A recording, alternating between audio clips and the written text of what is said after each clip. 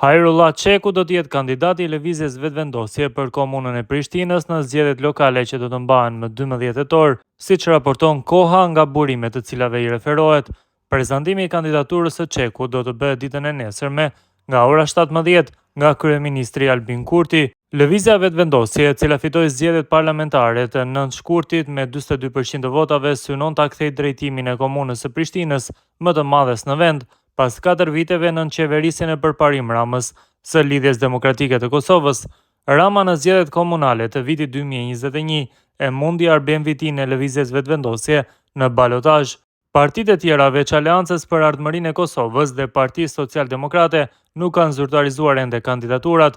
AAK-ja do të kandidojë në Prishtinë me Bek Berishën, ndërsa PSD-ja me Besa Shahinin, e cila dikur ka qenë ish-ministre e arsimit në Shqipëri. Ai ka studiuar në Universitetin e Prishtinës drejtimi shkenca politike dhe ka magjistruar në qeverisje dhe zhvillim lokal në Universitetin e Trentos në Itali dhe Universitetin e Regensburgut në Gjermani. Për 15 vite, Hajrullah Çeku ka qenë pjesë e shoqërisë civile, i angazhuar në çështje të trashëgimisë kulturore, turizmit, planifikimit urban dhe mjedisit. Ai ka qenë i përfshirë në shumë nisma qytetare për mbrojtjen e strukturës urbane të qyteteve të Kosovës. Përgjatë viteve u angazhua në shumë organizata vendore dhe ndërkombëtare.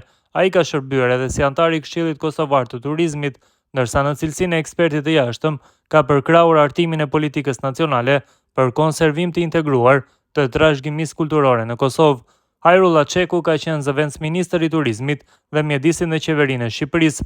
Ai ka përfunduar disa programe ndërkombëtare të aftësimit në mbrojtjen e trashëgimisë kulturore, të drejtat e njerëzit, menaxhimin e turizmit, shkathësitë e leadershipit në Shtetet e Bashkuara, Maltë, Gjermani, Belgjik, Kroaci dhe Francë. Hajrullah Çeku për herë të parë u zgjodh deputet në legjislaturën 2019-2021 dhe gjatë kësaj periudhe ishte kryetari i Komisionit Hetimor Parlamentar lidhur me procesin e privatizimit në Kosovë. Antar i Komisionit për Bujqësi, Pylltari, Zhvillim Rural, Infrastrukturë dhe Mjedis, por edhe antar i Komisionit për të drejtat dhe interesat e komuniteteve dhe kthim. Pashtu ka qenë udhëheqësi i Forumit për Transparencë Parlamentare dhe pjesë e grupit të deputetëve të gjelbër. Përveç gjuhës anëtare, Hajrullah Çeku flet gjuhën angleze, turke dhe serbe. Ai është i martuar dhe ka 2 vajza.